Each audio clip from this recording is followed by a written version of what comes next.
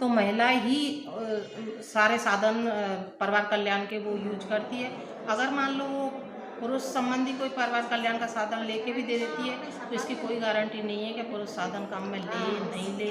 देश में 1952 में परिवार नियोजन कार्यक्रम शुरू किया गया था और समय के साथ ये बेहतर हुआ। गर्भपात वैध बनाने, स्वास्थ्य कर्मी की संख्या में बढ़ोतरी और मातृ शिशु स्वास्थ्य सेवाएं देने में इसकी बड़ी भूमिका रही।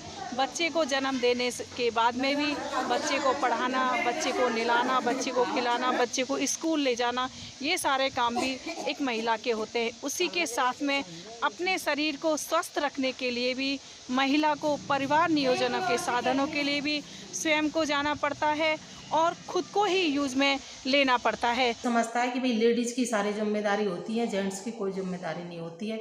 तो बच्चा पैदा करने से लेके पालना और परिवार कल्याण के साधन लेना, ऑपरेशन नसबंदी वगैरह करवाना, सब वो लेडीज़ को ही मोटिवेट करते हैं। और लेडीज़ भी ये सोचती है कि पुरुष नसबंदी नहीं कराए, मैं ही करा लूँ, कहीं पुरुष को कुछ हो जाए तो मैं कहीं की नहीं रहूँगी। ये सब भ्रांतियाँ हैं अपने यहाँ, जबकि ऐसा कुछ नहीं है। पुरुष नसबंदी बहुत सही है और इसमें महिला को तो 1 महीने का रेस्ट भी करना होता है, पुरुष को कुछ नहीं है। इधर ऑपरेशन हुआ और इधर अपने जॉब पे जाओ, अपना डेली का रूटीन का काम करो, कोई दिक्कत नहीं आती। ये गर्भ धारण नहीं हो उसके लिए आप जो चीज़ काम में लेती हो वो कहाँ से लेती हो और कौन ले जाता है? आंगनवाड़ी से ले जाता है, मैं ही ले जाती हूँ। आपके पति नहीं ले जाते? आप मेरे पति नहीं ले जाते हैं, मैं नहीं जाती। वो क्यों नहीं ले जाते?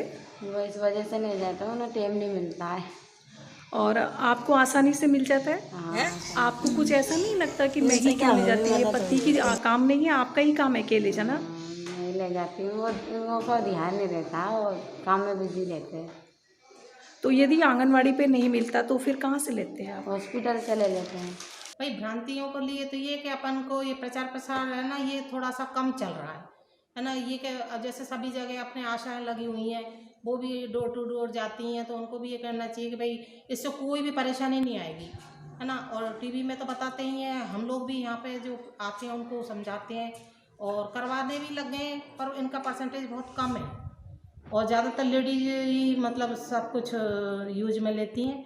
और अगर नहीं लेती हैं तो वो फिर बेचारी परेशान होती है, क्योंकि जेंट्स कुछ यूज में नहीं लेते तो उनके भाई प्रेगनेंसी रह जाए तो अननेसेसरी फिर एबॉर्शन करवाओ, परेशान हो, जल्दी जल्दी बच्चा होंगे तो उनको ही परेशानी आएगी। ये गर्भ निरोधक जो सामान आता है उसको कौन लेने आता है आपके यहाँ पे? महिला आती हैं। पुरुष नहीं आते क्या? नहीं आते, वो मजदूर हैं, उनको टाइम वगैरह नहीं मिलता तो महिलाओं को पहुँचा देते हैं कि तुम ले आओ। आपके यहाँ पे जब नसबंदी का भी आता है तो उसमें महिलाएं कराती हैं, पुरुष भी कराते हैं? नहीं, महिलाएं कराती हैं। देश में परिवार नियोजन की सफलता सिर्फ गर्भ निरोधक इस्तेमाल को बढ़ावा देकर आबादी की वृद्धि दर को स्थिर बनाने पर ही नहीं बल्कि सूचनाओं के प्रसार और पहुंच पर निर्भर करती है। परिवार नियोजन कार्यक्रम तभी प्रभावशाली होगा जब महिलाओं को सशक्तिकरण और उन्हें अपने अधिकारों के लिए खुद को निर्णय लेने की क्षमता हो, तब जाके ये परिवार नियोजन कार्यक्रम पूरी तरह से सफल हो सकता है। सुनीता कसेरा, इंडिया अनहड़ के लिए।